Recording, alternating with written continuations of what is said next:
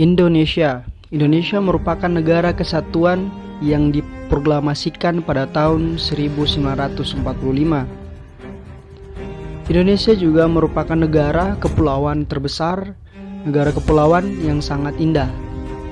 Namun di luar daripada semua keindahan dan semua perjuangan untuk kemerdekaan itu, Indonesia menyimpan konflik-konflik kelam dan juga cerita-cerita yang miris di balik dari sejarah perkembangan negara Indonesia itu sendiri.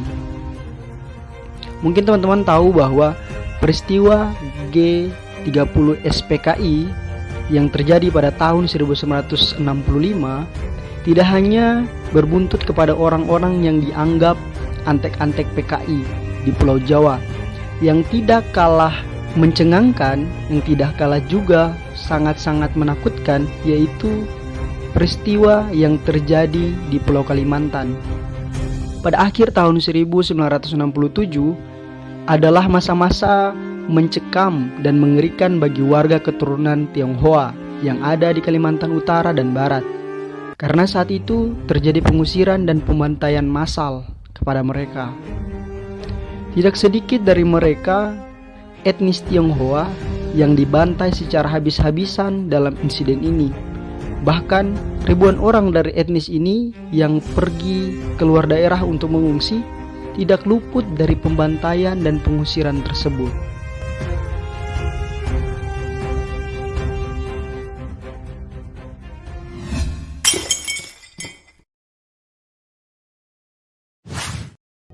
Oke baik, assalamualaikum warahmatullahi wabarakatuh.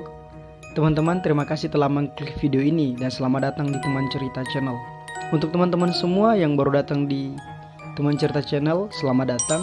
Dan jangan lupa subscribe dan like serta komen dan share kepada teman-teman yang lain agar teman-teman semua dapat info sejarah, info menarik dan juga story time horor dari Teman Cerita.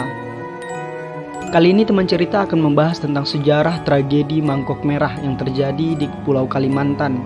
Tragedi atau peristiwa pengusiran dan pembantaian etnis Tionghoa yang ada di Indonesia pada kala itu. Untuk itu, simak baik-baik videonya sampai habis agar tidak salah paham.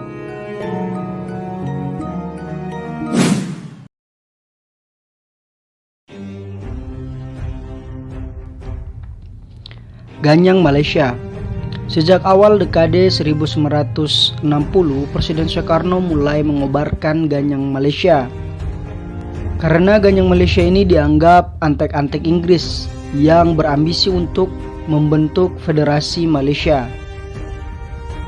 Sebagian warga Kalimantan Utara, terutama etnis Tionghoa yang tinggal di perbatasan, menolak keras atas rencana Federasi Malaysia ini didirikan. Presiden Soekarno kala itu mengirimkan salah satu menteri negara di kabinet Dewi Quora I, yaitu Ucut Tat, ke perbatasan utara Kalimantan untuk menggalang kekuatan dalam rangka Ganyang Malaysia. Ucut Tat yang kebetulan keturunan Cina mendapatkan sambutan dan respon yang meriah dari masyarakat setempat. Buah hasil kunjungan Ucut Tat itu, maka dibentuklah Barisan Sukarela atas izin pemerintah pusat. Organisasi Barisan Sukarela banyak diminati warga. Pihak yang bergabung bukan hanya saja warga Kalimantan Utara, namun ada juga dari para pemuda Singapura, Brunei Darussalam, bahkan dari Malaysia yang tidak setuju dengan rencana pembentukan Federasi Malaysia. Barisan Sukarela atau gerilyawan yang dibentuk antara lain Pasukan Rakyat Kalimantan Utara atau disingkat PARAKU, yang dikombinasikan dengan Pasukan Gerilya Rakyat Sarawak atau disingkat PGRS pada tahun 1964. Pasukan ini kemudian dikenal dengan PGRS atau PARAKU, dan anggotanya memang didominasi oleh orang-orang dari keturunan etnis Tionghoa. Untuk persiapan menghadapi Malaysia, pasukan militer Indonesia membangun pangkalan militer utama di Kalimantan Barat. Wilayahnya antara lain Sambas, Bengkayang, Ledo, Sanggau Ledo, Putu Sibau, dan kota-kota di perbatasan lainnya. Daerah-daerah ini dijadikan sebagai tempat berkumpulnya para relawan atau para gerilyawan yang ada. PGRS atau Paraku memang dipersiapkan khusus untuk melawan negara Malaysia atau negara tetangga kita kala itu. Namun kampanye yang dilakukan secara kontra oleh Malaysia pada akhirnya justru menguap atau gagal. Memanasnya situasi dalam NKRI seiring peristiwa G30 SPKI tahun 1965 membuat Soekarno berada di ujung tanduk. Arah politik pun berganti. PKI atau Partai Komunis yang saat itu bebas bergerak menjadi sangat terpuruk.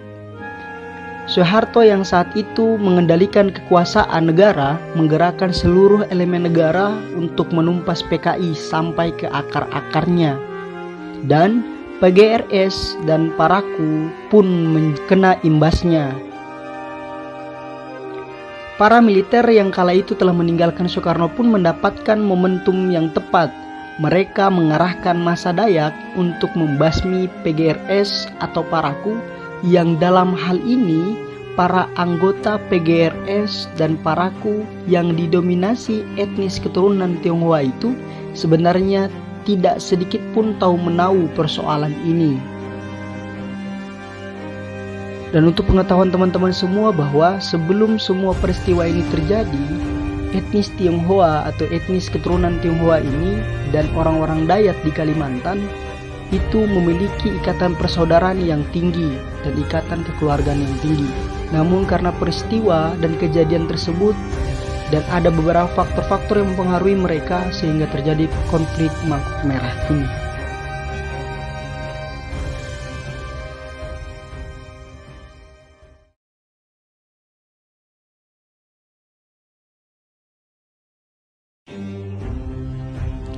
PGRS atau Paraku yang sebelumnya dibentuk atas izin Soekarno menjadi sasaran incaran militer Indonesia lantaran dituduh dengan tudingan komunis. Pertengahan bulan Juli 1967, kaum gerilyawan menyerbu lapangan TNI Angkatan Udara yang berada di Singkawang dan Sanggau Ledo, Kalimantan Barat. Serangan tersebut menewaskan 4 anggota militer. Selain itu, sekitar 154 pucuk senjata dan amunisi militer juga direbut. Akhirnya pemerintahan pusat yang saat itu berada di tangan Soeharto pun beraksi. Ancaman Paraku atau PGRS yang diduga berbaur dengan kelompok komunis dirasa sudah sangat mengkhawatirkan, sehingga diputuskan segera pengiriman pasukan bantuan. Dalam buku Politik Tiga Wajah mencatat setidaknya sekitar 9 kesatuan militer yang diperbantukan untuk membasmi PGRS atau Paraku dalam operasi Sapu Bersih. Kondisi pun mulai memanas dan mengarah ke ancaman konflik sarah. Terjadi pembunuhan orang-orang Dayak yang tidak diketahui pelakunya di daerah Ledo, Pahauman, Bengkayang, dan hampir di seluruh wilayah yang terdapat etnis Cinanya.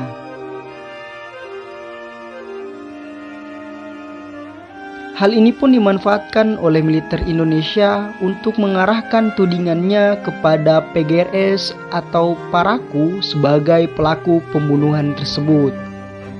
Dan orang-orang Dayak yang sudah terlanjur sakit hati dan ingin membalas dendam atas dukungan militer Indonesia yang memang menghendaki untuk melakukan pembasmian kepada PGRS dan Paraku, sehingga peristiwa Mangkok Merah pun terjadi.